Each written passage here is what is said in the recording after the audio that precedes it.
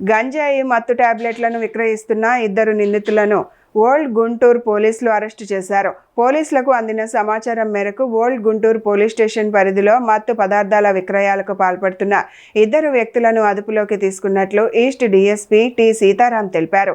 ఆనందపేటకు చెందిన షేక్ మస్తాన్, అతని స్నేహితుడు మున్నా మత్తు పదార్థాలకు అలవాటు పడి హైదరాబాద్కు చెందిన బిలాల్ అనే వ్యక్తి వద్ద నుంచి గంజాయి మత్తు టాబ్లెట్లను తీసుకొచ్చి విక్రయిస్తున్నట్లు పోలీసులు గుర్తించారు.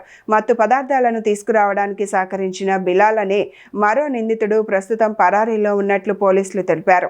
అరెస్టు చేసిన నిందితుల వద్ద నుంచి 11 కిలోల గంజాయి, 90 మత్తు టాబ్లెట్, 9,000 నగదును స్వాధీనం చేసుకున్నట్లు ఈస్ట్ డీఎస్పీ సీతారాం వెల్లడించారు. ఈరోజు గుంటూరు జిల్లాలో గంజాయి ఇతర మాదక ద్రవ్యాల కార్యకలాపాలపై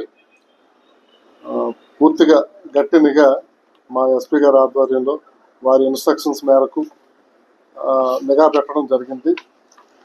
ఆ కోణంలోనే నిన్న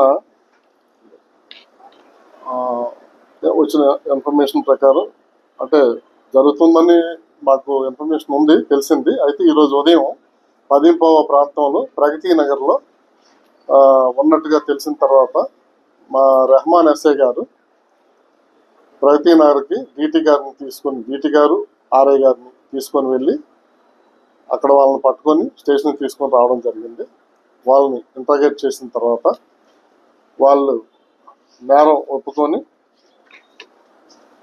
ఉన్నారు. వాళ్ళు మొట్టమొదట షేక్ మస్తాన్, సన్నాఫ్ లేట్ బాలు, 25 సంవత్సరాలు, కులం ముస్లిము, నివాసం పాత గుంటూరు, గుంటూరు టౌన్, ఆనందపేటలో ఉంటున్నారు ఈయన.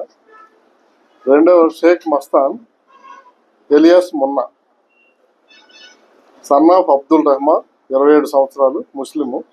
ఇతను రెండవ లైన్ అలీనగర్, పాత గుంటూరు, గుంటూరు టౌన్లో ఉంటున్నారు.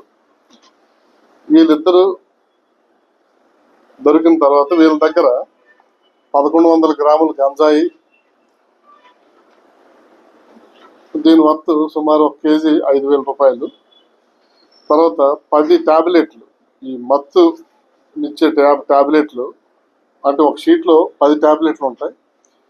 ఒక షీటు వాళ్ళు 500 రూపాయలు 300 రూపాయలకి కొని ఇక్కడ ఒక టాబ్లెట్ 300 రూపాయలకి అమ్ముతున్నారు. వాళ్ళు ఒక షీటు 300 రూపాయలకి కొని తీసుకొచ్చి ఇక్కడ ఒక టాబ్లెట్ని 300 రూపాయలకి అమ్ముతున్నారు.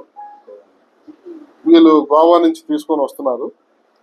అయితే వీళ్ళ దగ్గర నుంచి అవి 9 ఈ షీట్స్ మేము సీజ్ చేయడం జరిగింది.